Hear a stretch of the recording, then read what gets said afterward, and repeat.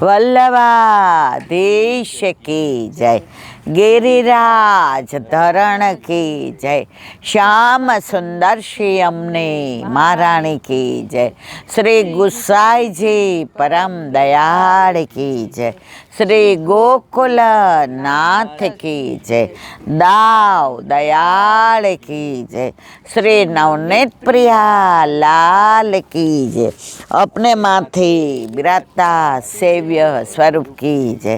બધાય વૈષ્ણવને જાજા કરીને જય શ્રી કૃષ્ણ, જય શ્રી કૃષ્ણ. રળિયામણી સવાર, વ્રજ યાદ આવી જાય, વ્રજની કુંજ ને નિકુંજ યાદ આવી જાય, વ્રજની ગાયો ને બછડા યાદ આવી જાય, વૃંદાવન યાદ આવી જાય. અત્યારે થોડા કામથી ને ખેતરમાં આવ્યા, ગાયોને જોઈ, બછડાને જોઈ, વનરાય જોઈ, અને વાતાવરણની અંદર મોર જતો રહ્યો, પણ જો મોરે આવ્યો તો વ્રજ યાદ આવ્યું. અને એમ થયું કે ચલો 5-10 મિનિટ ઠાકોરજીને યાદ કરી લઈએ, કારણ કે ખેતર ઠાકોરજીનું, ગાયો ઠાકોરજીની વાલી, આ ગોવાળિયા રોજ તો આપણે બે જ હોઈએ, કારણ કે આ લોકો સંસાર ન સાચવે તો આપણે કરી ન શકીએ, પણ આજે સાથે મેળ પડી ગયો એટલે પ્રભુ એવી કૃપા કરી કે આકાશ તૃપ્તિ ભેગા આવી ગયા. એટલે 10 મિનિટ નાનો એક પ્રસંગ કહીને ભગવત નામ લઈ અને પછી આપણે ઘરે જઈએ. કૃષ્ણ કોને નથી ગમતો? કૃષ્ણ બધાને વાલો છે, કૃષ્ણ બધાને પ્રિય છે. જો આ પક્ષીઓ એ બધા જો કેવા સરસ આવે છે. તો એની એક નાની વાત, રાજકોટમાં મનોહરસિંહ જાડેજા, એમના દાદા અને એમની દાદી અથવા તો પરદાદી રેખો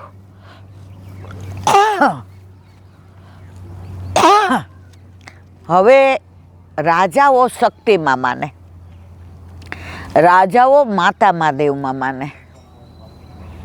હવે એમના દાદી પરણીને આવ્યા તો એમના પિયરમાં કૃષ્ણ, એમના પિયરમાં કૃષ્ણના પ્રેમની વાતો, અને અહીંયા આવ્યા તો એમની દાસી પણ વૈષ્ણવ, એટલે આવે ત્યારે કૃષ્ણની વાતો કરે, વ્રજની રીખું વ્રજની વાતો કરે, વનમાળીની વાતો કરે, વિરજાની કરે, વ્રજવાસીની કરે, વનની કરે, ઉપવનની કરે. હવે એમને મજા પડી ગઈ, એ રાહ જોવે. જો પુષ્ટની વાતો હોય ને એટલે પુષ્ટિ જેવું જ વાતાવરણ થઈ જાય, નહીંતર રાણી દાસીની રાહ ન જોવે, દાસી રાણીની રાહ જોવે. હવે એમ કરતાં કરતાં એને એટલી બધી આસક્તિ થઈ ગઈ કે એણે બ્રહ્મ સંબંધ લીધું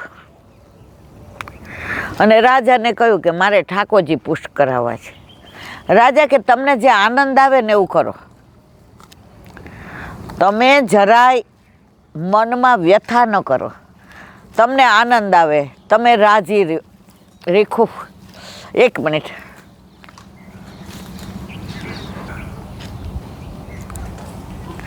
રાજા કે તમને આનંદ આવે એવું કરો, તમે રાજી રહ્યો એવું કરો, અને ઠાકોરજી પુષ્ટ કરાવ્યા. હવે રાજાને તો રણમાં જવાનો થયો, યુદ્ધમાં, રણ મેદાનમાં. રાણી સાહેબા પ્રેગ્નન્ટ હતા અને રાજા લીલામાં પહોંચી ગયા. દીવાન હતા એટલા બધા વિશ્વાસુ, એટલા બધા વફાદાર. એણે જોયું કે જે સમય આવે એ પ્રમાણે જ કરવું પડે, સમયને માન આપવું પડે. એણે રાણી સાહેબાને માથે હાથ મૂકીને કહ્યું, આજથી તમે મારા દીકરી, જ્યાં સુધી આ કુંવર આવે કે કુંવરી આવે, પણ મને ખબર છે કુંવર જ આવશે, કારણ કે રાજા એવા સિદ્ધાંતવાદી હતા, એના પ્રજાના સુખનો જ વિચાર કરતા હતા.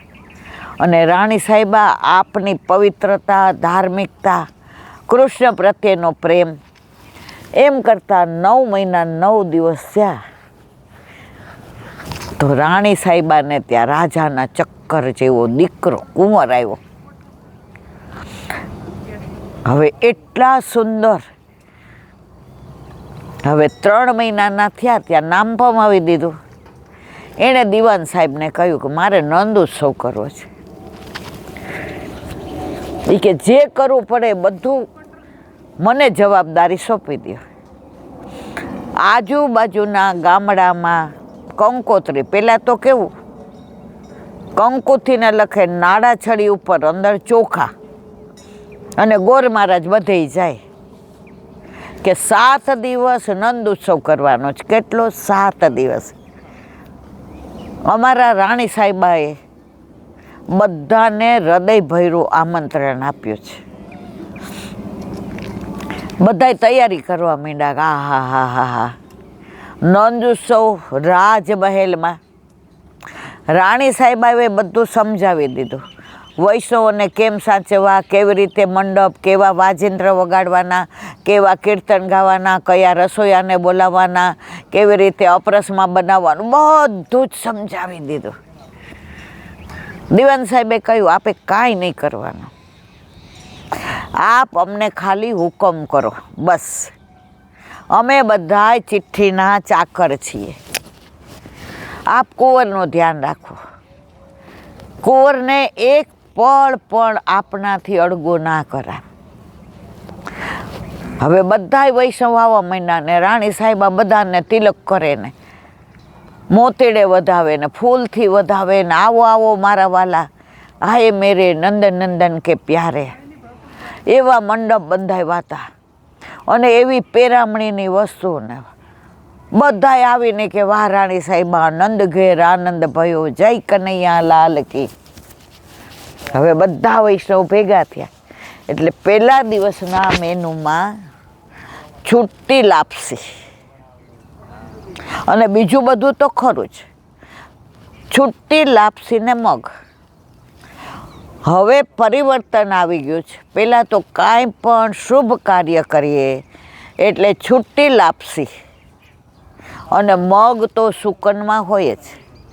સૌરાષ્ટ્રમાં તો વહુ પરણીને આવે અને પગલાં કરીને આવે ને રસોડામાં જાય તો સાસુ તરત કે દીકરા છુટ્ટી લાપસીને મગ બનાવો. આ સુકન છે, ગોળના સુકન કરવાના.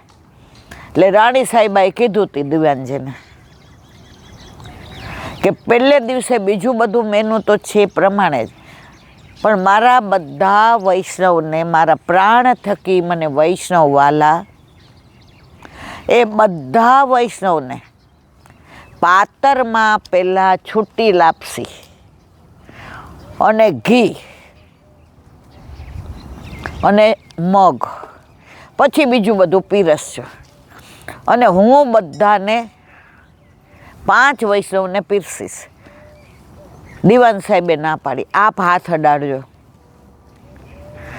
કારણ કે હજી આપ એટલા સ્વસ્થ નથી કે આ બધું કરીશ. આપ ખુરશી નાખી સિંહાસન પર અહીંયા બેસજો, હું બધી વ્યવસ્થા કરી દઈશ.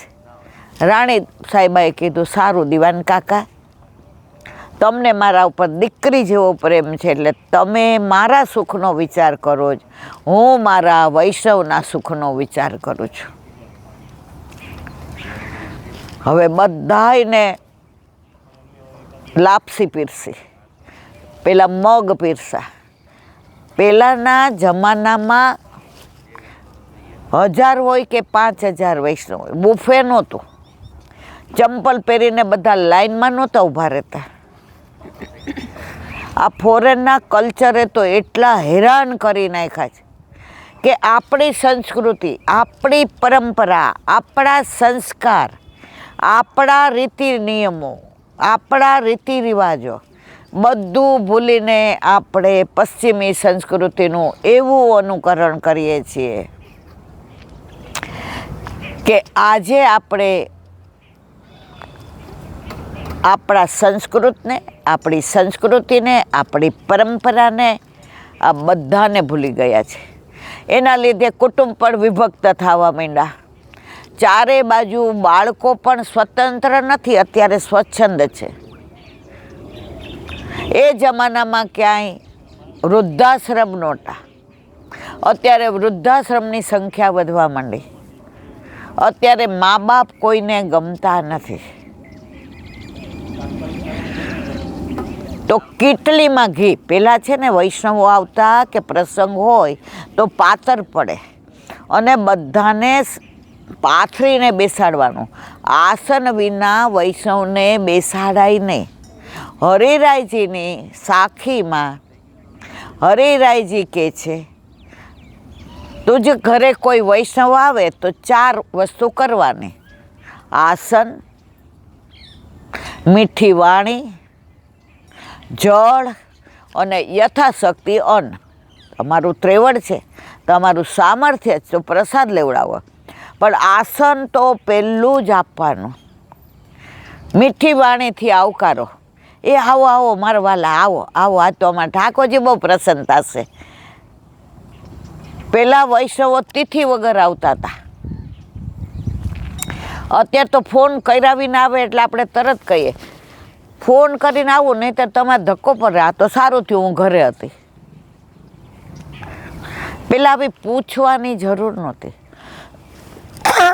લાપસી પીરસી એટલે ઓલા જે અપરસવાળા વૈષ્ણવ હતા, કીટલીમાં ઘી ભરીને લાવ્યા હતા. એ ઘી એટલું નાખે, અંદર એટલું પધરાવે કે પાતરની બહાર ઘી જાય અને ઘી બધું નીચે પડે. હવે 50-100 વૈષ્ણવ સુધી તો દીવાન બોલ્યા નહીં કાંઈ. હવે રાણી સાહેબા સામે બેઠા હતા, કુંવર ગોદમાં હતા. કુંવરને હાથ કરાવડાવે, ચલો વૈષ્ણવને જે કરો, વૈષ્ણવને જય શ્રી કૃષ્ણ કરો. હવે બધું ઘી નીચે જ આવવા માંડ્યું. એટલે દીવાન સાહેબ આવ્યા રાણી સાહેબા પાસે, નીચે બેઠા. મારે એક વિનંતી કરવી છે. હા હા કાકા, તમારે વિનંતી ના હોય, તમે કહો. રાણી સાહેબા, વૈષ્ણવ તમારા પ્રાણ થકી વાલા ભલે, વૈષ્ણવ નંદ ઉત્સવ કરવા આવ્યા ભલે, આનંદ પરમાનંદ કરીએ ભલે, પણ બગાડ તો ન થાય ને. રાણી સાહેબા કે હજી તો બધા બેઠા, હજી તો પૂરું પીરસાયું નથી, અને શેનો બગાડ થાય છે કાકા? રાણી સાહેબ બાપા બિરાજો છો ને જુઓ છો, કેટલી ભરી ભરીને ઘી દીધા છે. 5 વૈષ્ણવે તો કેટલી પૂરી થઈ જાય છે, અને ઘી બધું નીચે ભોય પર, નીચે જમીનમાં જાય છે. આ બગાડ ના ચાલે. અમારાથી વૈષ્ણવને કહેવાય નહીં. તમે અમને સૂચના આપી છે કે મારા વૈષ્ણવને મારા સિવાય કોઈ કશું કહેશે નહીં. કારણ આજે વૈષ્ણવની અંદર હરિગુરુ વૈષ્ણવ, વૈષ્ણવની અંદર ગુરુય આવી જાય ને ઠાકોરજી આવી જાય. કાકા, તમે મારા વૈષ્ણવના દોષ કેમ જોયા? તમે મને દીકરી માની છે, પણ આજે હું રાણી સાહેબા તરીકે હુકમ કરું છું દીવાનજીને કે અહીંયા કાંઈ પણ થશે વૈષ્ણવની સાથે, એમાં તમારે આજે કાલે કે ક્યારેય એક શબ્દની સૂચના નહીં આપવાની. તમને આનું મહાત્મ્ય શું ખબર પડે? આ મહાપ્રસાદ છે, આ વૈષ્ણવ લે છે.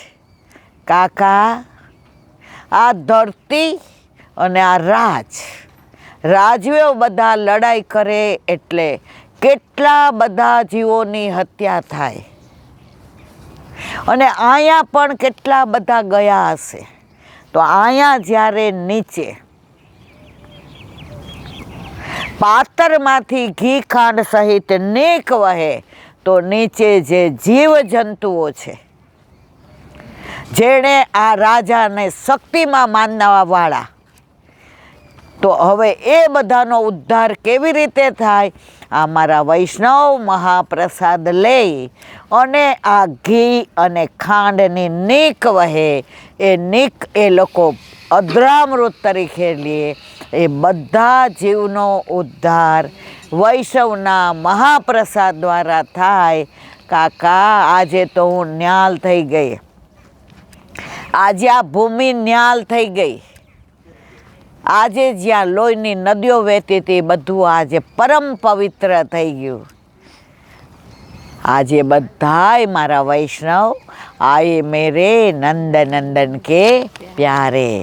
તો વૈષ્ણવનું સ્વરૂપ તો ગોકુળનાથજી પાસે હરિરાયજી બેઠા હતા અને એણે કીધું, કાકાજી આપે મને ઠાકોરજી અને ગુરુનું સ્વરૂપ સમજાવ્યું, હવે વૈષ્ણવનું સ્વરૂપ સમજાવવાની કૃપા કરો ને. ત્યારે ગોકુળનાથજીએ સ્પષ્ટ કહ્યું, હરી, હજી વૈષ્ણવના સ્વરૂપને હું નથી સમજી શક્યો, તમને કેવી રીતે સમજાવું? વૈષ્ણવનું સ્વરૂપ, વૈષ્ણવનો દેખાવ, વૈષ્ણવનું વર્તન, એ બધું તો જે સમજે એ સમજે, અને નથી સમજતા એ વૈષ્ણવના દોષ જોવે છે અને વૈષ્ણવના દોષના અધિકારી બને છે. તો આવા તો બધા ઘણા પ્રસંગો અને ઘણી એવી વાતો, અને અત્યારે કળિયુગમાં છેલ્લા 50 વર્ષથી જે વૈષ્ણવના દોષ જોવાય છે, એ આના ઉપરથી સમજવાનું કે વૈષ્ણવના દોષ જોવાનો કોઈનો અધિકાર નથી. સુંદર વાતાવરણ, ગાયોય સાંભળે, ગોવાળિયાય સાંભળે, સરસ મજાની વનરાય, ખાટલા ઉપર સત્સંગ, અને ગોવાળાની પત્ની ને દીકરી, અને વાતાવરણ આવું સરસ. બસ હવે બાકીનો સત્સંગ ઘરે કરશું. આજે કામ હતું, ખેતરમાં આવ્યા તો વ્રજ યાદ આવ્યું, વ્રજ વાલું રે વૈકુંઠ નહીં આવું. તો ગયાય મળી ગઈ, વનરાય મળી ગઈ, ગોવાળિયા મળી ગયા, ગાય મળી ગઈ, બછડા મળી ગયા, અને ઘરના જ વૈષ્ણવની સાથે આજે આનંદ લીધો. હવે બાકીનો સત્સંગ ઘરે જઈને કરશું. બોલો વલ્લભાધીશ કી જય.